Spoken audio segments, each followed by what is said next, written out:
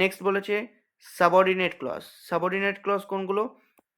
It depends, মানে কি, depends মানে নির্ভর করে কিসের উপরে? On principal clause for its meaning, মানে যেটা মেন ক্লজ বা প্রিন্সিপাল ক্লজ সেইটার ওপরে এটা ডিপেন্ডেন্ট।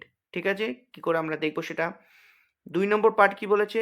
ইট ইজ কানেক্টেড, মানে এই যে সাবঅর্ডিনেট ক্লজটা কানেক্টেড থাকে through subordinate conjunction other than fan বয়েস, মানে ফ্যান বয়েস বাদে যে সমস্ত কানেক্টরসগুলো রয়েছে সেইগুলো দিয়ে আমরা এই এই সাবঅর্ডিনেট ক্লজটা যুক্ত থাকবে।